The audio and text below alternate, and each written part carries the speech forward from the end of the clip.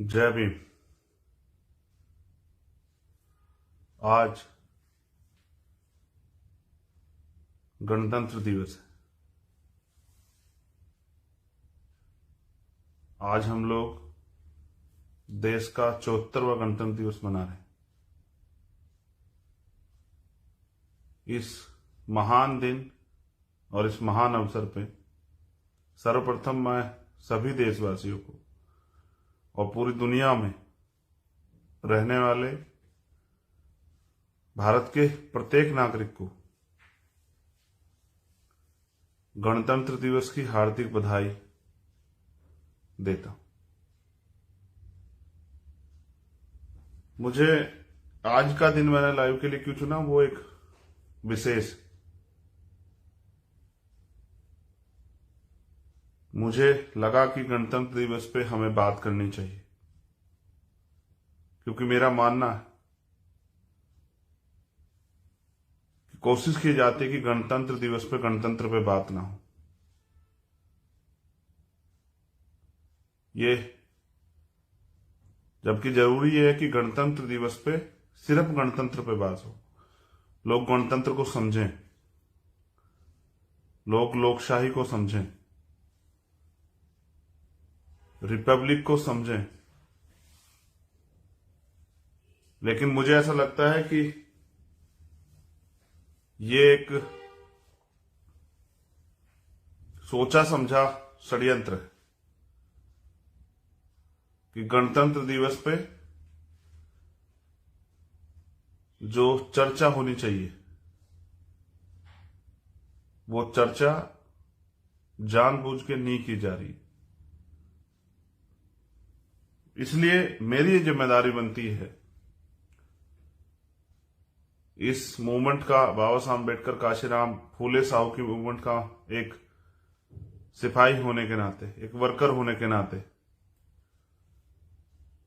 कि मैं अपनी जिम्मेदारी को अदा करूं। भारत में रहने वाले तमाम लोगों ने प्रत्यक्ष अप्रत्यक्ष रूप से आज गणतंत्र को सेलिब्रेट किया।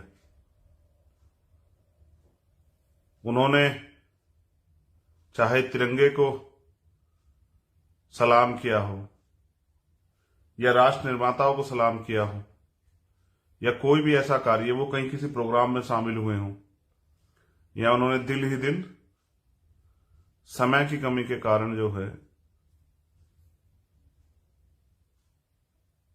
रिपब्लिक डे को जो मनाने का काम किया होगा, ऐसा मेरा मानना है। लेकिन सम्मानित साथियों, क्योंकि आज सोशल मीडिया का टाइम है, मुझे रैली करने के लिए बहुत साधन जुटा के आपके बीच आने की जरूरत नहीं। यहीं हम लोग आपसे बात कर सकते हैं, इसी प्लेटफॉर्म पे। मैं जो आपसे अपील करना चाहता हूं, मैं जो समझाना चाहता हूं, जो आज मुल्क के हालात हैं, उस पे जो चर्चा होनी चाहिए, उस पे जो वार्ता आपसे होनी चाहिए, उस पे जो डायरेक्शन आपको मिलने चाहिए, वो देने के लिए मैं आज आपके बीच हूं। पहली बात, ये जनवरी माह हमारे लिए बड़ा पावन माह है, साल की शुरुआत का माह है। और साल की शुरुआत कैसे होती है, देशवासियों के साथ बहुजन समाज के साथियों को भी जानना चाहिए। देश की शुरुआत होती है 1 जनवरी से। 1 जनवरी, इसी 1 जनवरी पे मैं गणतंत्र से पहले आपको कुछ याद दिलाता हूं। एक नेतृत्वकर्ता होते मेरी जिम्मेदारी है कि आप सब तक ये बात पहुंचे। 1 जनवरी 1818, भीमा कोरेगांव। क्यों हुआ भीमा कोरेगांव, और भीमा कोरेगांव के पीछे की सच्चाई क्या है, इस पे भी आपको आज ही के दिन मेरा मानना है कि ये पावन माह है, तो आपको बताना चाहिए। साथियों, चंद अधिकारों के लिए जो सामाजिक गैर बराबरी उस समय मौजूद थी, जहां छूने की आजादी नहीं थी, अच्छे कपड़े पहनने की, घूमने की, बात रखने की, सम्मान से जीने की आजादी नहीं थी, चंद जो पाबंदियां हम पे लगाई गई थी, उनमें से कुछ जो इतनी पाबंदियां लगाई उनमें चंद पाबंदियां हट जाएं, जैसे वो अच्छे कपड़े पहनने का अधिकार मिल जाए, जैसे दिन के उजाले में निकलने का अधिकार मिल जाए, जो पशुओं को भी था। उन अधिकारों के लिए उस समय की पेशवाई से हमारे लोगों ने मांग की कि हम आपके खेमे की तरफ से लड़ना चाहते हैं, लेकिन उस समय के संविधान के अनुसार शस्त्र रखने का और चलाने का अधिकार जो है वो सिर्फ वर्ण व्यवस्था में आधारित क्षत्रिय समाज को था। इसके कारण हमारे लोगों को इतना बलशाली होने के बाद भी उनका मजाक उड़ाया गया, तो उन्होंने उस समय के तत्कालीन जो शासक थे उनसे बात की कि अगर आप हमें मौका दोगे और हमें अधिकार दोगे तो हम आपके साथ आपकी इस लड़ाई को हम लोग लड़ें। और उनसे ये समझौता हुआ कि ये जो पाबंदी है ये आप अगर हटा दोगे तो हम लड़ेंगे। इसलिए मैं भीमा कोरेगांव की बात कर रहा हूं। अब मैं आता हूं 26 जनवरी पे। जिन अधिकारों के लिए युद्ध हुआ, जाने गई, 28,000 पेशवाओं को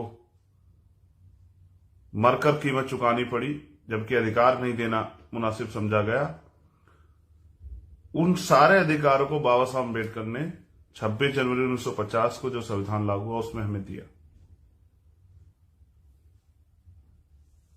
एक शंका भी जाहिर की डॉक्टर अम्बेडकर ने संविधान के साथ, जो संविधान में अधिकार दिए गए उनको लेके, कि संविधान से अगर संविधान पूर्ण रूप से लागू होता है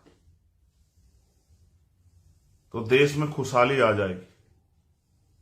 उन्होंने कहा, इस शंका को जो मैं शंका आपसे बात कर रहा हूं कि राजनीति में 1 वोट एंड 1 वैल्यू, 1 वोट और उसका 1 मूल्य, इससे राजनीति में तो बराबरी आ जाएगी। लेकिन जो देश में पहले से सामाजिक गैर बराबरी जातियों के आधार पे और जो आर्थिक गैर बराबरी है उस समय की राज व्यवस्था की अर्थव्यवस्था के हिसाब से, जब तक ये दूर नहीं होगी तब तक संविधान के रहते भी देश में समानता नहीं आएगी। उन्होंने अपील की उस समय के सभी लोगों से कि हमें जल्द से जल्द एक मजबूत राष्ट्र बनाने के लिए सामाजिक गैर बराबरी और आर्थिक गैर बराबरी को भारत से खत्म करना चाहिए। लेकिन जिन लोगों को रूल करने का मौका मिला, देश को चलाने का मौका मिला सरकारों के रूप में, उन लोगों ने इस बात को किसी प्रायोरिटी पे नहीं रखा। देश की जो सबसे बड़ी समस्या है, जो जाति के आधार पर लोगों को बांटा गया है, कभी किसी पार्टी ने अपने मैनिफेस्टो में बात नहीं रखी कि देश से जातियां खत्म होनी चाहिए। हाँ, कुछ लोगों को आपके अधिकार जरूर चुभते हैं, इसलिए वो बार बार आपके संवैधानिक अधिकारों को खत्म करने के लिए मांग करते रहते हैं। लेकिन उन ना समझो को कोई क्या समझाए कि जिस जाति के आधार पर देश बटा है, अगर वो जातियां समाप्त कर दी जाए तो कोई भी जाति का प्रिविलेज नहीं ले पाएगा, फिर आपकी जो पीड़ा है वो दूर हो जाएगी। तो मैं जो शंका जाहिर कर रहा था कि सामाजिक और आर्थिक गैर बराबरी, और उस बात को मान्यवर काशीराम साहब ने समझा। अगर आप पढ़ोगे, जानकारी हासिल करोगे, तो उनका एक सूत्रीय कार्यक्रम था कि हमें देश में व्यापक सामाजिक गैर बराबरी और आर्थिक गैर बराबरी को खत्म करना है। वो अपने आंदोलन को सामाजिक गैर बराबरी दूर करने का और आर्थिक मुक्ति का आंदोलन इस बात से जो है प्रदर्शित करते थे, अपने साथियों को कहते थे। कुछ सपने भी बाबा साहब अम्बेडकर ने देखे गणतंत्र को लेके। गणतंत्र आया किस लिए? देश में बहुत सारे लोगों को अधिकार थे, लेकिन इस देश के वंचित तबके को अधिकार नहीं थे। शूद्रों को, महिलाओं को, अछूतों को, आदिवासियों को, अल्पसंख्यकों को अधिकार नहीं थे। उनके लिए आया गणतंत्र। पहले भी राजा होते थे, राजशाही थी। जब तक देश एकजुट नहीं हुआ, भारत नहीं बना तब तक कबीले और बादशाही में बटा हुआ था। तो जरूरत किसकी थी? डेमोक्रेसी की जरूरत किसको थी? असल में डेमोक्रेसी की जरूरत इस देश के एक बड़े समाज को थी, जिसको लंबे समय तक अधिकार से वंचित रखा गया।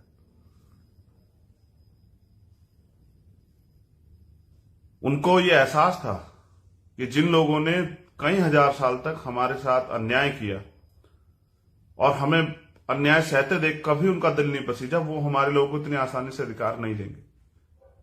इसलिए संविधान का सपना और संविधान में अधिकार हमें मिले, और संविधान का सपना पूरा किया बाबा साहब ने। 2 साल 11 महीने 18 दिन जाग के, दिन रात एक करके ये पूरा संविधान लिखा गया। आज हम लोग इसकी अहमियत नहीं समझ रहे हैं। हम ये सोचते हैं कि हमें अधिकार बहुत आसानी से मिल गए, जबकि ये सच नहीं है। इन अधिकारों के लिए कीमत चुकानी पड़ी।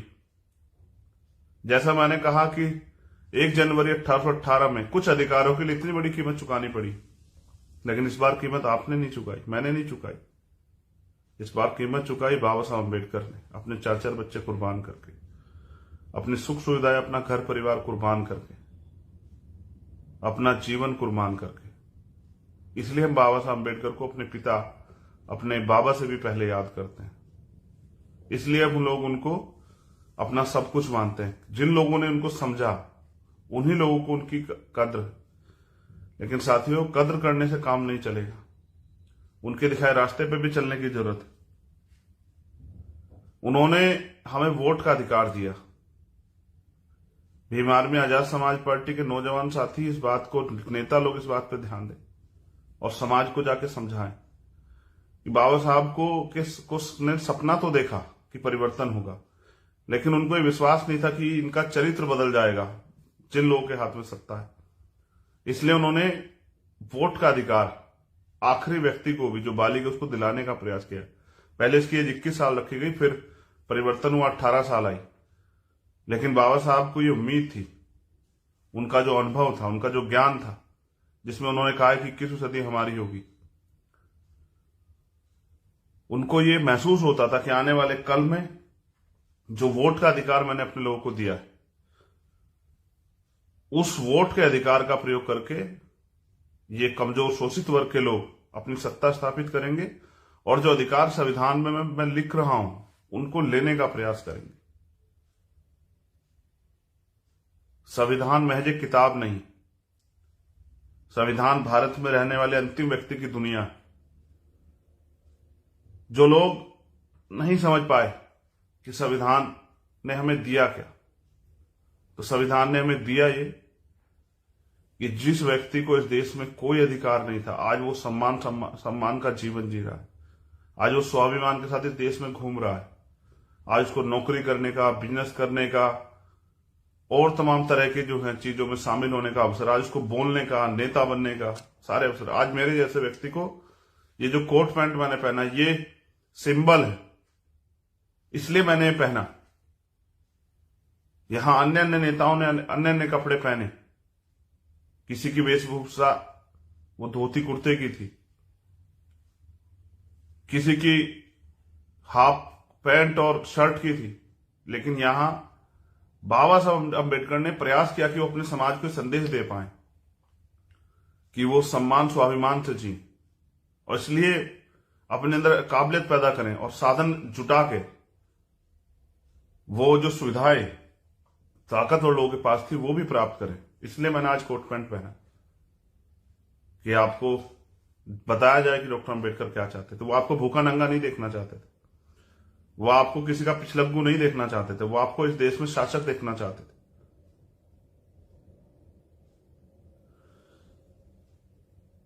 वो जीवन जो इंसानों को इस देश में प्राप्त है, वो जीवन जो है बाबा साहब अम्बेडकर देखना चाहते थे आपके लिए। इसलिए इस संविधान ने हमें दिया पढ़ने का अधिकार, आगे बढ़ने का अधिकार, समानता का अधिकार, जो नहीं दिया गया था।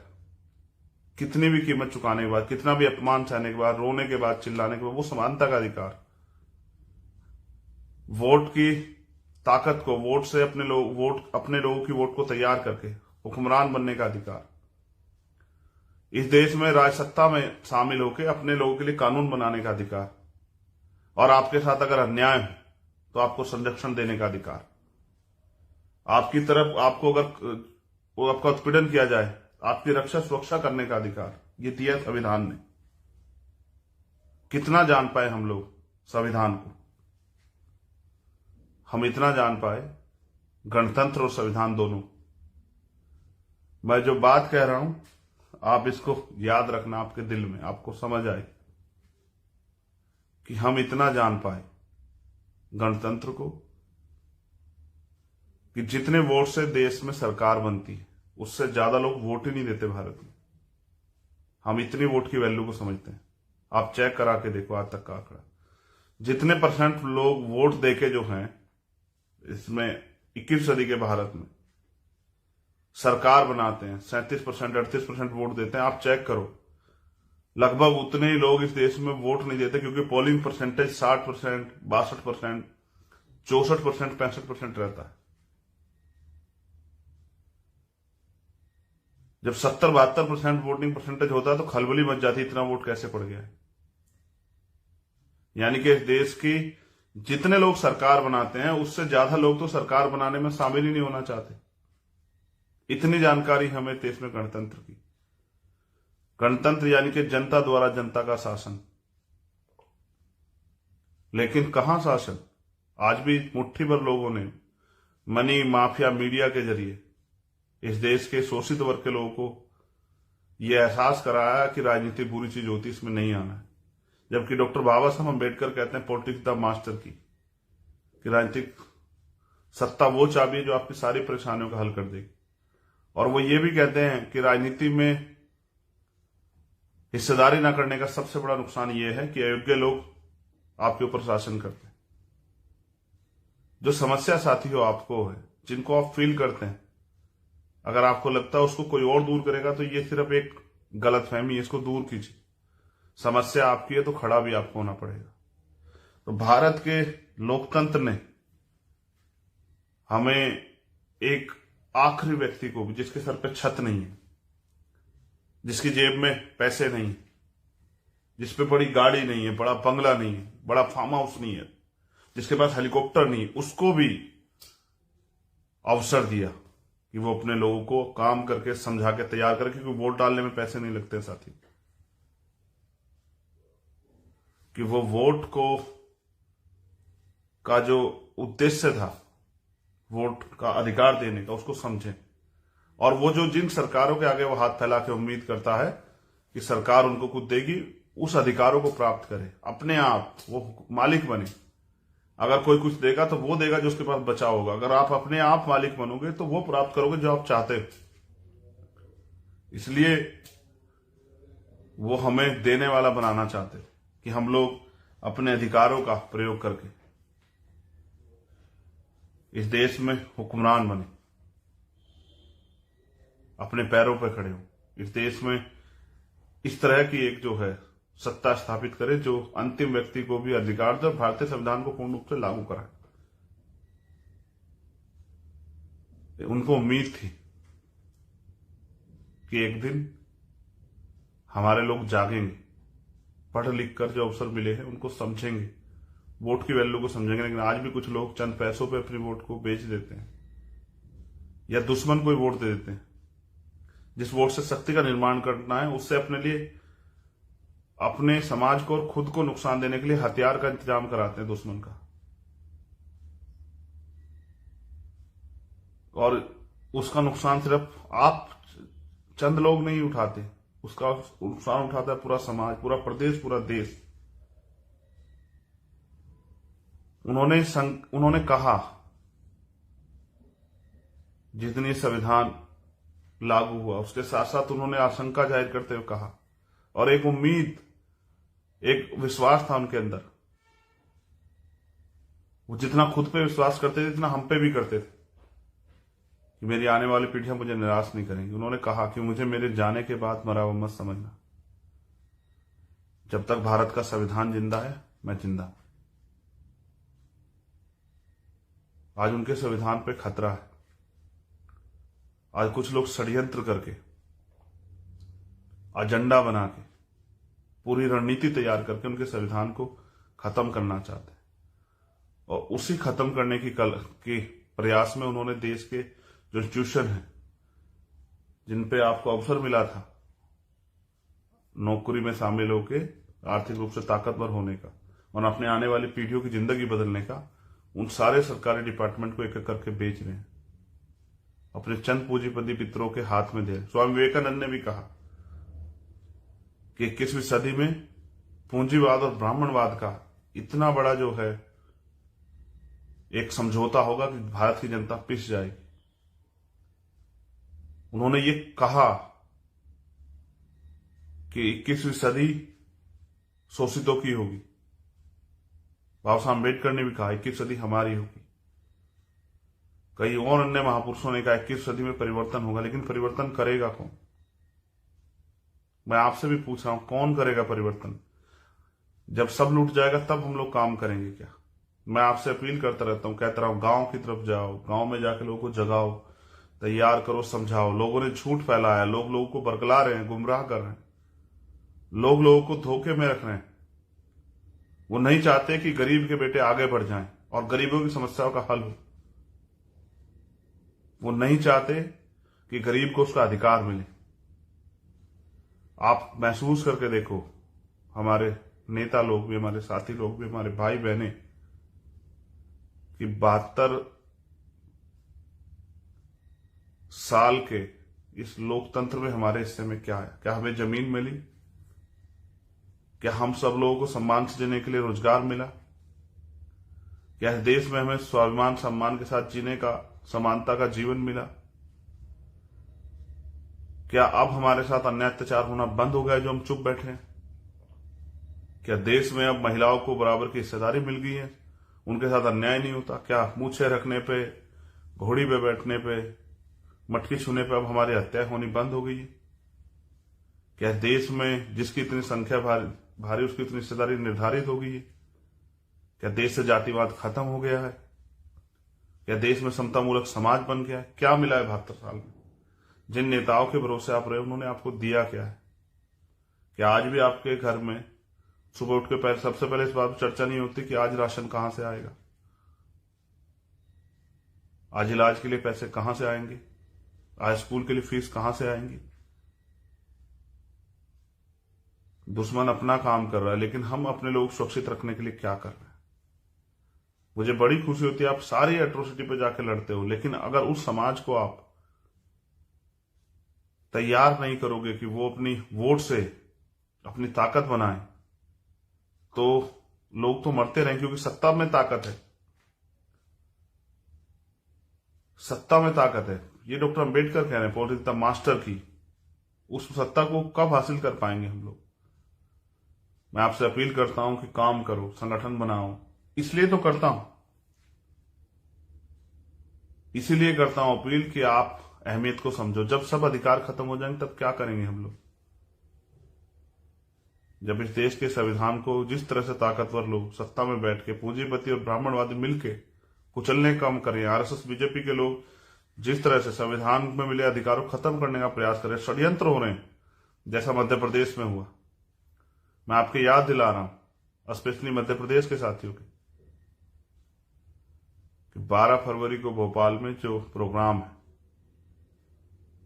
वो ऐसा होना चाहिए कि 12 फरवरी के बाद आपके अधिकारों की तरफ आंख उठाने से पहले मध्य प्रदेश ही नहीं, पूरे देश में 1000 बार सोचा जाए। मैं अपने एससी, एसटी, ओबीसी, माइनॉरिटी के भाइयों से अपील करता हूं कि आप आइए। जो साजिश दुश्मन कर रहा है उसको बेनकाब करेंगे और अपनी एकता से ये संदेश देंगे कि अब हम गुलामी बर्दाश्त नहीं करेंगे। मैं भी ये चाहता हूं, मेरा भी एक सपना है, अपने महापुरुषों के सपने को आगे बढ़ाते हुए, कि आप सब लोगों को स्वाभिमान, सम्मान और अधिकारों का जीवन मिले। जो अन्याय आपके साथ होता है वो बंद हो जाए और इस देश में गैर बराबरी पर आधारित जो व्यवस्था खत्म हो जाए, एक समतामूलक समाज बने। और बिना शक्ति के ये परिवर्तन नहीं हो सकता। शक्ति मैंने आपको बताया कि शक्ति सत्ता में। इस उद्देश्य को गणतंत्र के समझिए कि ये गणतंत्र क्या संदेश दे रहा है। 74 साल से जो 74वां गणतंत्र हम मना रहे हैं, सूनी पड़ी है बहुजनों के लिए दिल्ली की गद्दी।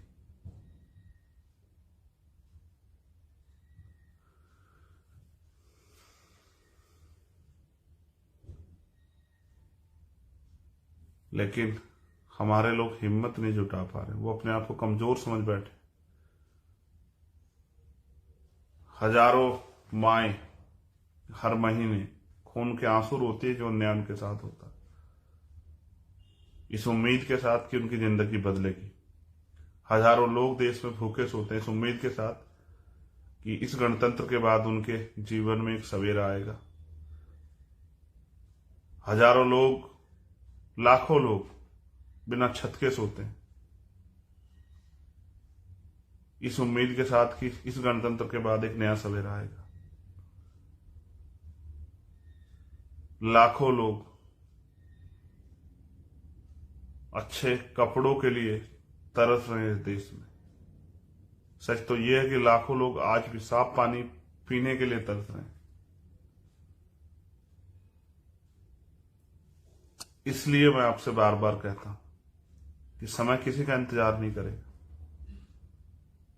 आपको आगे बढ़ के अपने सुख सुविधा को छोड़ के अपने महापुरुषों का अध्ययन करते हुए पढ़िए ना फूले को, साहू को, पेरियार को, महामना रामस्वरूप वर्मा को, बाबू जगदेव प्रसाद कुशवाहा को, महाराज सिंह भारती को, कुंभाराम आर्य को, सर छोटू राम को। पढ़िए ना मान्यवर काशीराम साहब, पढ़िए ना बिरसा मुंडा को, और जानिए ना उनके दर्द को कि उन्होंने किस दर्द के लिए अपना सब कुछ कुर्बान कर दिया, किसके लिए वो उन्होंने जीना और सुख सुविधाएं लेना छोड़ दिया। क्या ऐसा क्या दर्द था जो उनको महसूस हुआ।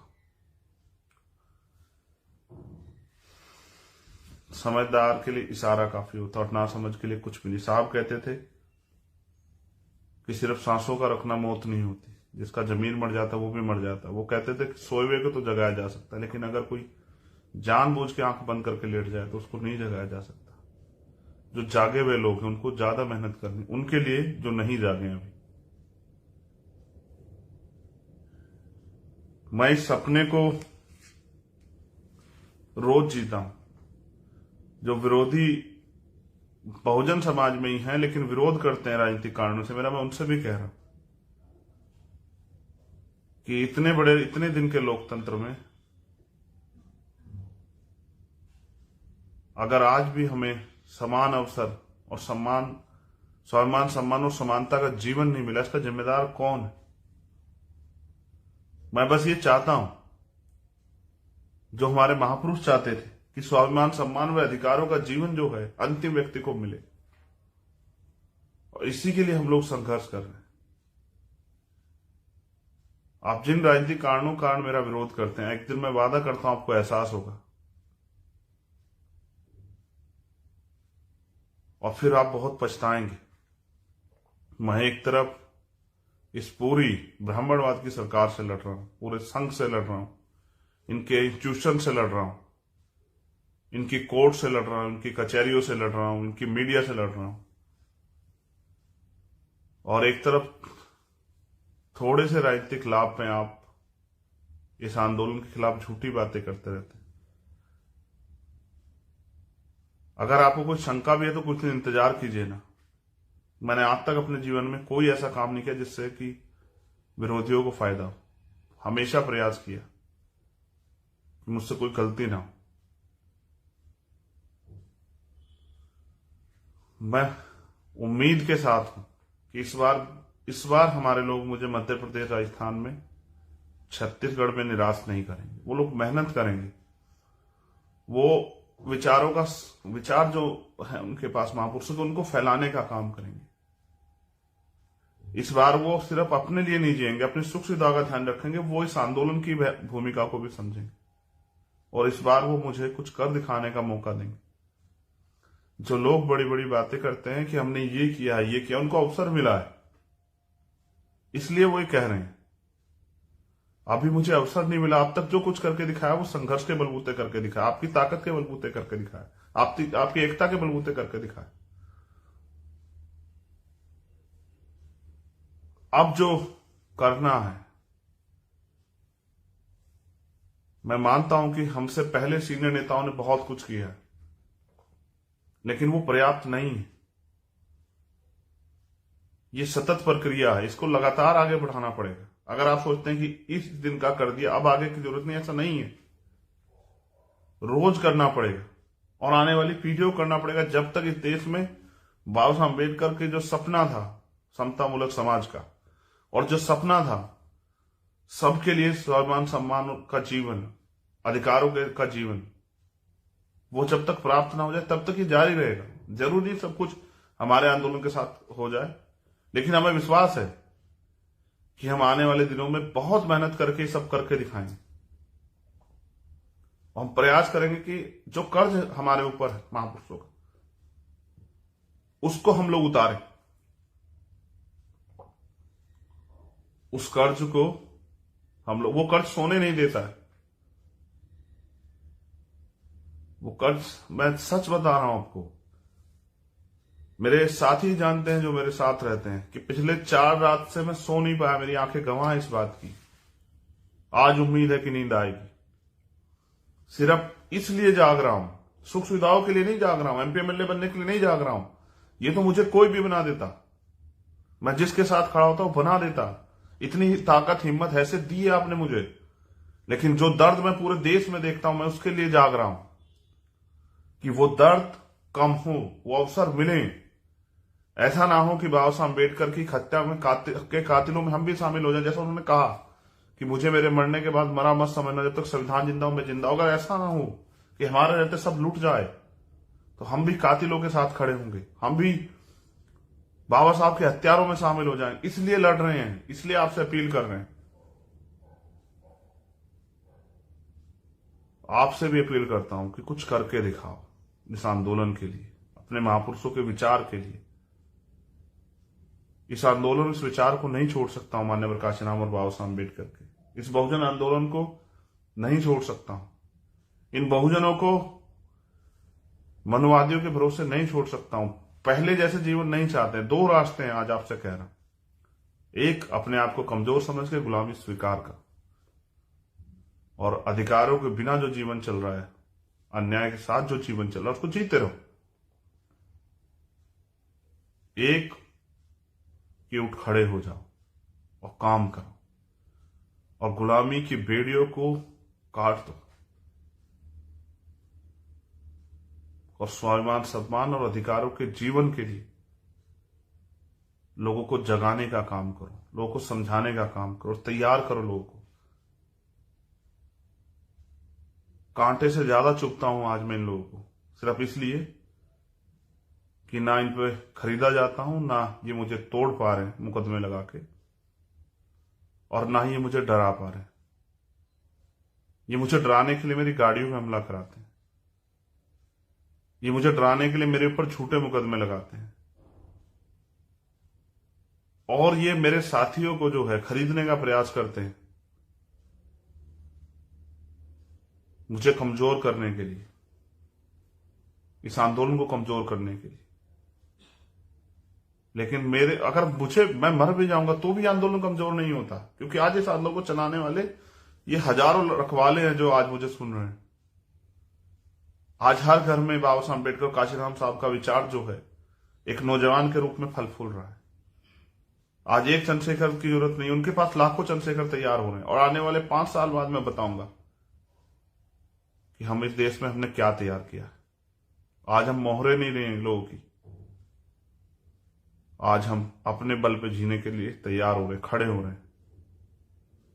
मैं कल बिजनौर रहूंगा, कल मैं राजस्थान था, उससे 2 दिन पहले मैं महाराष्ट्र था, उससे 2 दिन पहले मैं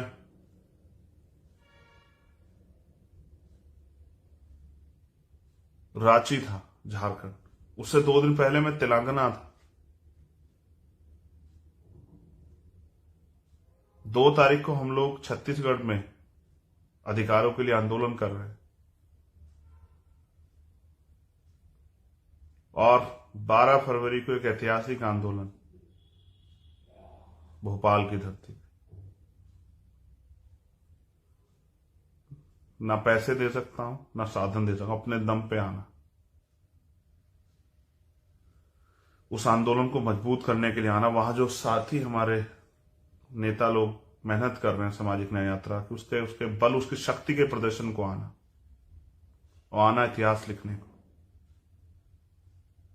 ये बताने को कि हम इस देश में गुलाम नहीं, नए कीर्तिमान स्थापित करने हैं,